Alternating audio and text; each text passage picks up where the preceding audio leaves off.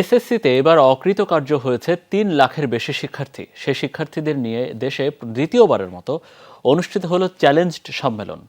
দিনব্যাপী রাজধানীর কৃষিবিদ ইনস্টিটিউটে হয় গণসাক্ষরতা অভিযান।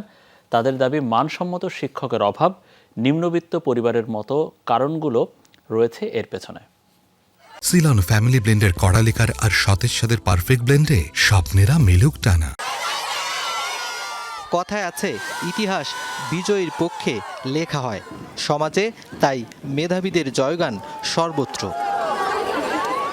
অকৃতকার্য শিক্ষার্থীদের খবর কেউ রাখে না, অথচ কারণগুলো না জানলে ফেল করার হার কমানো যাবে না। দেশে দ্বিতীয়বার অনুষ্ঠিত হলো অকৃতকার্য এসএসসি শিক্ষার্থীদের নিয়ে সম্মেলন। শিক্ষকরা পড়াইছে, আমার একটু ঘাটতি ছিল। বোর্ডে মনে হয় খাতা মূল্যায়ন করে নাই ভালো করে, এই জন্য আর কি আমার ফেল আসছে। কাজ কাম শেষ করে যেটুকু পড়াশোনা করছি এর মধ্যে আমি এত রেজাল্ট হয়েছে, আমি এক বিষয়ে ফেল করেছি। সরকারি স্কুলের মতো আমরা কোনো সাপোর্ট পাই না। 7 দিনের সময় দেওয়া হয় বা 10 দিনের সময় দেওয়া হয়, এই স্বল্প সময়ের মধ্যে আমরা খাতাটা মূল্যায়ন সেইভাবে হয়তো বা করতে পারি নাই। বেসরকারি স্কুলগুলো আছে, নিয়োগ হয়, সেখানে বেশিরভাগই কিছুই জানে না স্যার। বিজ্ঞান যে ক্লাসগুলো, বিজ্ঞান বিভাগের সেই ক্লাসগুলো আমরা পরিমাণ মতো পাই নাই। যে ক্লাসে অনুপস্থিতির সংখ্যা বেশি থাকবে সেই শ্রেণী শিক্ষককে জবাবদিহিতার মধ্যে আনতে হবে।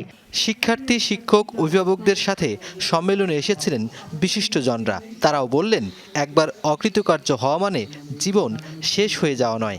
তোমরা মনোবল হারাবে না, তোমরা সবাই জীবনে সফল হবে। ব্যর্থ জীবন বলে কিছু নেই, প্রতিটা জীবনই সফল হয়। আসল কথা হচ্ছে ভালো মানুষ হওয়া, অন্যের ক্ষতি না করা এবং দুর্নীতি না করা, দেশপ্রেমিক হওয়া, দেশকে ভালোবাসা। চিন্তা করো, 8টা বাচ্চা, তার সমস্ত লাইফ সামনে ছিল, তারা পরীক্ষা খারাপ করেছে দেখে সুইসাইড করেছে। কাজে ওগুলো চলবে না।